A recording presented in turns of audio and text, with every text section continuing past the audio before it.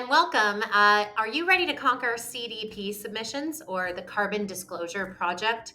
Maybe somebody is asking your business to make sure you're doing CDP, or maybe you've already been doing CDP and you just need to kind of understand what it all is and what's new. Well, today's video is diving into the essentials. We're going to share 5 tips to let your business shine through the CDP, and we're going to try and make it fun. So let's get into the basics. CDP stands for the Carbon Disclosure Project. It's an international non-for-profit organization that helps companies and cities disclose their environmental impact. So it kind of focuses on encouraging companies and cities to measure and manage their environmental impacts, with a particular emphasis on greenhouse gas emissions, the use of water, and forest management. Okay, let's get into the 5 tips.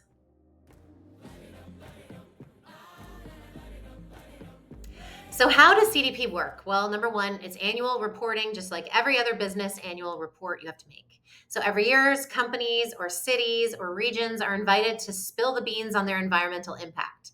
So the portal opens up in April, sometimes a little earlier, and the final bell rings in July. So unlike other reporting standards or frameworks or certifications, CDP needs you to do it at a certain time. And this year in particular, in 2024, they extended it to September because they made some changes. So the questionnaire opens up, CDP hands out the main questions. It's around climate change, water security, and forests, like I mentioned. So these aren't your average quizzes, though. They're packed with questions tailored for high impact sectors. So it's going to ask you for data collection, like it's time to gather all your stats. So it would be like scope 1 emissions, scope 2 emissions, and even scope 3 emissions. It's also asking if you're doing the greenhouse gas protocol, for example. So it's time to crunch some numbers and pull scope 1, scope 2, and scope 3 up and down your supply chain. If you don't know what that is, there's another video about the greenhouse gas protocol and scope 1, 2, and 3. Okay, scoring. So obviously everybody wants an A+, but sustainability is a journey. So CDP scoring wizards kind of grade you on a D- to an A, just like in school. But for grown-up businesses, there's always ways to improve. So as long as you're kind of in the CDP and you get a score, next year you can improve upon it. So once you get your report card or your score, it definitely takes a couple of months, and usually comes out November or December. Then you'll get some feedback. So you'll get to find out where you did great and where you did poor and how you can improve. And again, you can always improve. There's time.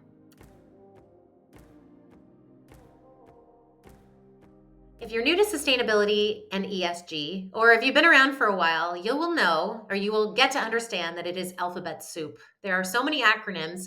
I'm about to throw more at you, but I want you to understand that the CDP is using existing frameworks, kind of like in the accounting world, where someone's not just telling you what their end of year filing is by just pulling numbers from the air. They're using a framework or a standard. Well, sustainability is trying to do the same thing. So they're using a couple of different standards. One is the International Financial Reporting Standards, S2 climate-related disclosure. It's also using the Task Force on Climate-Related Financial Disclosures and Nature-Related Financial Disclosures. It's partially aligning there. Also, the European Sustainability Reporting Standards, which is under review.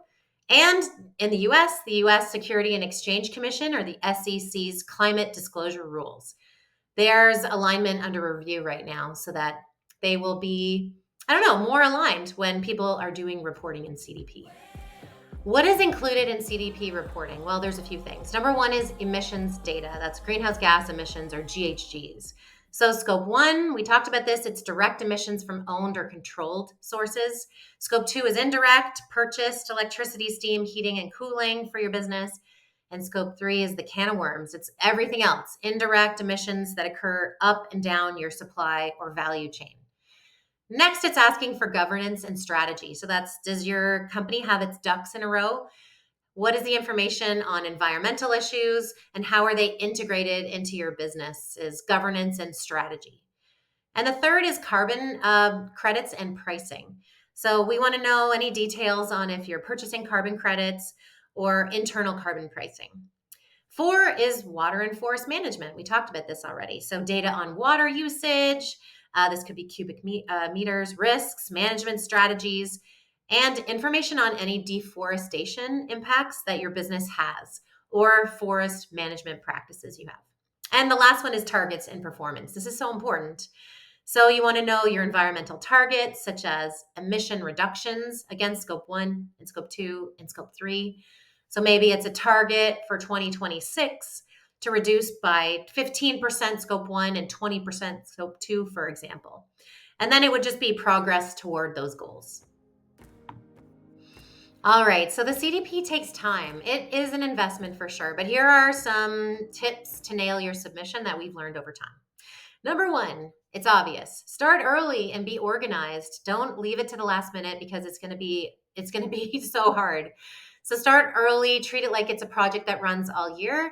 Last minute scrambles are day ruiners, week ruiners. The second is just get everybody on board. So there can't be one person doing the CDP submission because you're going to need data across the whole company.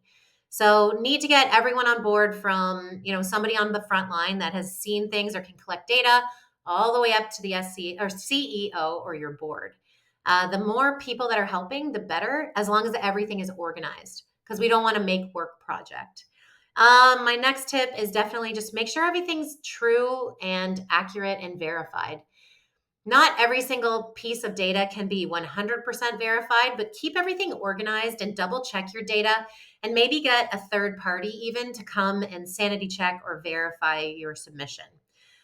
The next one is just align with your business goals. I love this one. I'm working with a client right now that sent me their strategic goals.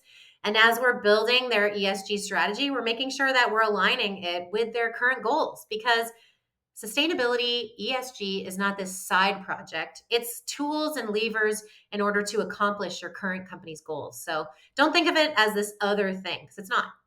And the last thing is leverage CDP because they're there to help you. They have guidelines, support, they have questionnaires. Honestly, there's a whole team of people at CDP that can help you in your business. So what are the key benefits of the CDP if your business does it? Well, number one is you'll have eco cred, we call it. It'll be legitimate. It won't be as if, somebody off the street said, yeah, this business is sustainable. The CDP is pretty well known around the world. The next is you might have this competitive edge. If you're ahead of your competitors getting these kind of credentials and certifications, good on you. The next is risk management. There's obviously physical and regulatory risks to climate change and sustainability. So you'll be able to spot them and maybe even fix them ahead of time because the CDP is kind of forcing you into looking at these risks. The next is regulatory compliance. You're going to be staying ahead of it. We obviously know that over in Europe, for example, they're a little ahead of North America with regulations, but no doubt they're coming for all businesses over time. And finally, operational efficiency. I keep saying this, but sustainability and ESG, it's helping your business meet its current strategy. It's not this separate thing. So you'll get to see it. It could even help you save money. It could reduce risk. It can increase revenue. Like sustainability is kind of magical. So you could save energy and also save money. All right, that's a wrap on our CDP Submissions 101 video. For more details, you can check out their website or you can come over to our website and learn a little bit more. Again, my name is Lindsay Hampson. I'm the founder of This Rock Inc. We're an ESG and sustainability consulting firm. We help companies do CDP submissions, EcoVadis submissions, SASB, you name it, we've probably seen it and done it. Or if you just want to talk to somebody about getting an ESG or sustainability strategy in place, we're also here to help. So I hope this video was helpful. And if you need to reach us, go ahead. If you have any questions about CDP, you can throw them in the comments below. And let's keep working ahead to one step forward every day, make this world a little more sustainable. Okay, see you later.